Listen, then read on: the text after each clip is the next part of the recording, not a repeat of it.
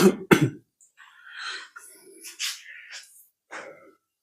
Everyone, welcome to all of you in this video. देखिए, आपके क्या है, आरएस नोटिफाइड ऑलमोस्ट मान लीजिए नोटिफाइड है, डेट फिक्स हो चुकी है। और पैटर्न का क्या किया उन्होंने, क्या चेंज कर दिया। सिलेबस में तो मॉडिफिकेशंस किए हैं उन्होंने, मेंस का जो पेपर पैटर्न है उसमें भी चेंज किया गया है। तो उसी चेंज पैटर्न के अकॉर्डिंग क्या है कि आपको सबसे इंपॉर्टेंट काम उसमें चेंजेस करने हैं, और वो होता है आंसर राइटिंग। अगर आप आंसर ढंग से नहीं लिखेंगे एग्जामिनेशन में तो आपको मार्क्स नहीं मिलेंगे। आपको लगेगा कि आपने बहुत अच्छा आंसर लिखा है, लेकिन एग्जामिनर पॉइंट ऑफ व्यू से वो आंसर अच्छा नहीं होगा, मार्क्स स्कोरिंग नहीं होगा, कैची नहीं होगा।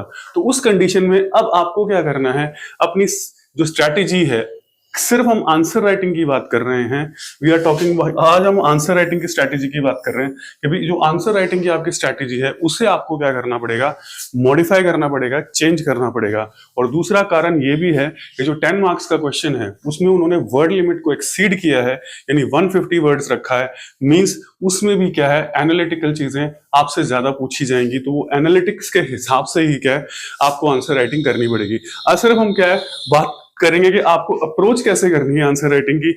कोई क्वेश्चन वगैरह नहीं लेंगे, हम सिर्फ अप्रोच लेंगे कि भी आपकी अप्रोच आंसर राइटिंग की क्या होनी चाहिए। तो सबसे पहले तो आप हम बात कर लेते हैं कि सबसे पहले तो आपको ये पता होना चाहिए कि कौन सी यूनिट्स ऐसी हैं, ठीक है, आपके बिल्कुल दिमाग में रहना चाहिए कि कौन सी यूनिट्स ऐसी हैं जिसमें सिर्फ और सिर्फ, ठीक है, जिसमें सिर्फ और सिर्फ 5 मार्क्स के क्वेश्चन आ रहे हैं। ठीक है, कौन सी यूनिट्स ऐसी हैं जिसमें केवल और केवल 5 मार्क्स के ही क्वेश्चंस आ रहे हैं। तो इसकी प्रिपरेशन या इसकी आंसर राइटिंग आपको अलग तरीके से करनी पड़ेगी, क्योंकि यहां पर आपको क्या है 10 मार्क्स के लिए प्रिपेयर नहीं करना है। क्लियर? जैसे साइंस एंड टेक है, ठीक है, किसी भी टॉपिक को आपको 10 मार्क्स के लिए प्रिपेयर नहीं करना है। उन टॉपिक्स को सिर्फ आपको क्या 5 मार्क्स के लिए प्रिपेयर करना है। मींस आपके पास इतना होना चाहिए कि किसी भी टॉपिक के ऊपर आपके पास 50 to 70 वर्ड्स लिखने की पावर हो।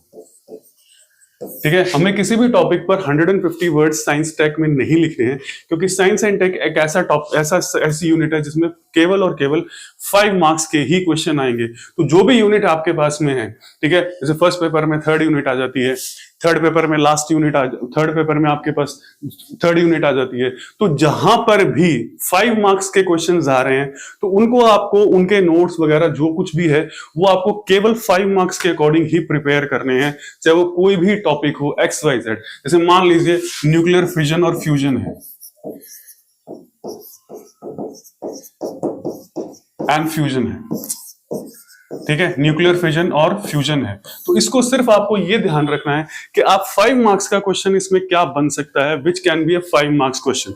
ऐसी बात नहीं है, हम इसकी प्रैक्टिस भी करेंगे आगे के वीडियो में। आज के वीडियो में बताने का सिर्फ मकसद यही था कि यूनिट को आपको कैसे प्रिपेयर करना है जब आप RS मेंस के लिए क्या है प्रिपेयर कर रहे हैं, या जो भी अपने नोट्स में मॉडिफिकेशंस कर रहे हैं। क्योंकि पहले क्या था, आप 2 मार्क्स के लिए भी प्रिपेयर कर रहे थे, ठीक है, हर यूनिट में से क्या है 2 मार्क्स के क्वेश्चंस आ रहे थे। अब वो 2 मार्क्स के क्वेश्चंस आपको प्रिपेयर नहीं करने हैं, उस 2 मार्क्स के हिसाब से आपको काम नहीं करना है। अब सिर्फ आपको काम क्या करना है, 50 to 70 वर्ड्स के आसपास आपके पास लिखने की क्या है कैपेसिटी होनी चाहिए। कोई भी टॉपिक अगर आप ले रहे हैं तो उसके अंदर आपके पास में इतनी लिखने की बस कैपेसिटी होनी चाहिए। इससे ऊपर आपको अपने नोट्स में भी नहीं लिखना है और नोट्स के बारे में भी नहीं। तो डिफरेंट डिफरेंट कैरेक्टरिस्टिक्स जो भी आती है, जैसे न्यूक्लियर फिजन क्या होता है, न्यूक्लियर फ्यूजन क्या होता है, जैसे मान लीजिए एंटीऑक्सीडेंट आपसे पूछ लिया जाए, ठीक है, एंटीऑक्सीडेंट पूछ लिया गया आपसे, ठीक है, जो आपने बात न्यूक्लियर फिजन यानी नाभिकीय विखंडन और न्यूक्लियर फ्यूजन यानी नाभिकीय संलयन। तो इसी तरीके से क्या है एंटीऑक्सीडेंट, प्रति ऑक्सीडेंट जो होते हैं, आप कहते हैं ऑक्सीकारक जो होते हैं, जो ऑक्सीडेशन नहीं करते किसी भी चीज का, तो उनको तो यहां पर आपके पास केवल और केवल क्या है 5 मार्क्स के लेवल के आपके पास में नोट्स वगैरह जो है वो होने चाहिए। अब अगर आप इनको 5-5, 10-10 पेजेस के बना लेंगे तो वो यूजलेस या फ्यूटाइल हो जाएंगे, आपके लिए काम नहीं करेंगे। तो ये सबसे पहली चीज आपके पास ये आ जाती है कि पहले आपको ये पता हो कि किस यूनिट्स में से केवल 5 मार्क्स के क्वेश्चन आ रहे हैं और किन यूनिट्स में से दोनों तरह के क्वेश्चन आ रहे हैं, 5 मार्क्स और 10 मार्क्स। ठीक है, तो यहां पर क्या है, फिर जो 5 and 10 मार्क्स के हैं, यहां पर आपको अलग तरीके से क्या करना पड़ेगा, अपने कंटेंट को मॉडिफाई करना पड़ेगा। क्या करेगा? कंटेंट को मॉडिफाई करना पड़ेगा। ठीक है, जैसे मान लीजिए इंडियन पॉलिटी के अंदर है,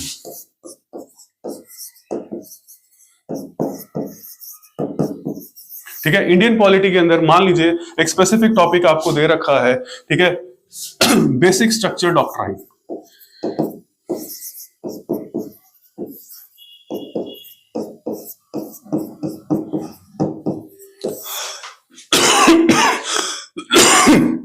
संविधान के मूलभूत ढांचे का सिद्धांत जिसको हम बोलते हैं। ठीक है, अब ये क्वेश्चन आपसे 5 नंबर में भी पूछ सकते हैं और वो क्या कर सकते हैं 10 मार्क्स में भी क्या है पूछ सकते हैं in the form of analytical system की वजह से। ठीक है, 5 मार्क्स में आपसे डायरेक्टली पूछ सकते हैं कि ये बेसिक स्ट्रक्चर डॉक्ट्राइन होता क्या है, what actually this basic structure doctrine. तो वहां पर क्या है आपको 50 to 70 वर्ड्स में इसको क्या करना पड़ेगा, एक्सप्लेन करना पड़ेगा विद अ फ्यू एग्जांपल्स। तो ये आपके पास कुछ एग्जांपल्स होंगे, उस एग्जांपल के अकॉर्डिंग क्या है आप इसको समझा देंगे। ठीक है, लेकिन जब यही क्वेश्चन एनालिटिकली 10 मार्क्स में आएगा, ठीक है, 10 मार्क्स के क्वेश्चन या 150 मार्क्स में आ जाएगा, तब आपके बाद आएगा कि ये पूछ सकते हैं कि ये जो है बेसिक स्ट्रक्चर डॉक्ट्राइन जो है, यानी मूलभूत ढांचे का सिद्धांत जो है, ठीक है, वो संसद पर किस तरह की रिस्ट्रिक्शंस या रोक लगाता है, क्या रोक लगाता है या उस पर क्या करता है, उसको सीमा में बांधता है। क्लियर है? उसको क्या सीमा में बांधता है, किस प्रकार सीमा में बांध देता है उसको। तो ये क्या आपके लिमिट्स कर देता है कि भी उससे आप बाहर नहीं जा सकते। तो उस कंडीशन में फिर आप क्या एनालिटिकली उसको क्या करेंगे, मेंशन तो आपको वहां भी करना है। जब डायरेक्टली अगर मान लीजिए क्वेश्चन पूछ लिया जाए तो वहां भी आपको मेंशन करना है, लेकिन जब एनालिटिकली पूछा जाएगा तो फिर उसी हिसाब से क्या करना पड़ेगा, आपको इन यूनिट्स को प्रिपेयर करना पड़ेगा एज एन आंसर फॉर्म। जब आप आंसर लिखने जाएंगे, ये नहीं है कि आप लास्ट मोमेंट पे जाके इसको तैयार कर लें या और कर लें कि ठीक है हम हमारे पास लास्ट 1 महीने में हम आंसर राइटिंग कर लेंगे। नहीं, अभी से ही क्या करना पड़ेगा आपको इस चीज की प्रैक्टिस करनी पड़ेगी कि कोई भी टॉपिक आप ले रहे हैं उसको कितने टाइम कितने वर्ड्स में आपको जरूरत है, किस यूनिट से वो रिलेट कर रहा है और किस तरह के क्वेश्चंस उसमें से पूछे जा सकते हैं। देखिए, कोई भी टॉपिक ऐसा नहीं है जिसमें से 5 या 10 नंबर के क्वेश्चंस नहीं पूछे जा सकते। सभी टॉपिक्स में से क्या है आपके हर तरह से क्वेश्चंस पूछे जा सकते हैं। बात यह है कि वो किस यूनिट के पार्ट हैं, उसी तरीके से है। तो 5 नंबर वालों के लिए सिर्फ आपको उतना करना है, 10 मार्क्स वालों के लिए सिर्फ क्या आपको क्या है उतनी चीज करनी है। तो ये चीज क्या है आपको ध्यान में रखनी है जब भी आप क्या करेंगे, अपने कंटेंट को मॉडिफाई करेंगे। वो स्टूडेंट्स जो ऑलरेडी क्या है आरएस का एग्जाम दे चुके हैं और मेंस भी दे चुके हैं और मे भी जिनका मेंस में नहीं हुआ है और जो इंटरव्यू दे रहे हैं और उन्हें लगता है कि हमें हमारी जो डिमांड है या हमारी जो ड्रीम जो पोस्ट है वो नहीं मिले, तो उसको उनको अलग दोबारा तैयारी करनी पड़ेगी।